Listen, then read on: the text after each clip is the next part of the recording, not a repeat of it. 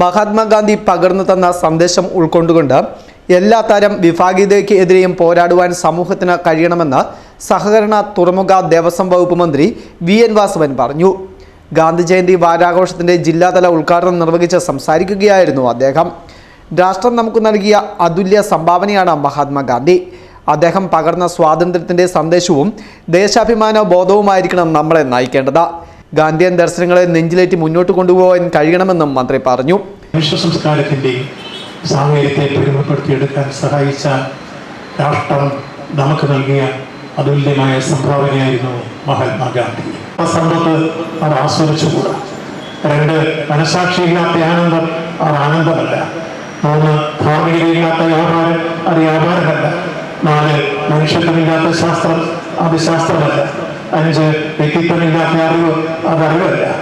6 ത്യാഗമില്ലാത്ത മതം അത് മതമല്ല.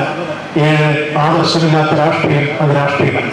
ഇതായിരുന്നു അദ്ദേഹത്തിന്റെ ഫിലോസഫിയെ മുന്നോട്ട് വെച്ച് ഏറ്റവും മൂല്യാധിഷ്ഠിതമായ സന്ദേശങ്ങൾ. ആ രാജ്യത്തിന്റെ വളർച്ചയ്ക്കും പുരോഗതിക്കും വേണ്ടി നിശ്ചയമായി ഒരൊറ്റ ജനത, ഒരൊറ്റ ഇന്ത്യ എന്ന കാഴ്ചപ്പാടിൽ ദേശാഭിമാന പുരോഗതമായ എല്ലാ കാഴ്ചപ്പാടോടും കൂടി ഭാരതം എന്ന് കേട്ടാൽ അഭിമാനഭൂരിതനാകണം, അന്തരംഗങ്ങളിൽ കേരളമെന്ന് കേട്ടാലോ തിളക്കണം നമുക്ക് ചോര നിരമ്പുകളിൽ നൽകി സന്ദേശങ്ങൾ ഉയർത്തിപ്പിടിച്ച് രാഷ്ട്രപിതാവിന്റെ എല്ലാ അർത്ഥത്തിലുമുള്ള ഉപദേശ നിർദ്ദേശങ്ങളും സന്ദേശങ്ങളും നെഞ്ചേറ്റിക്കൊണ്ട് മുന്നോട്ട് പോകാൻ നമുക്ക് ഒരുമിക്കാം.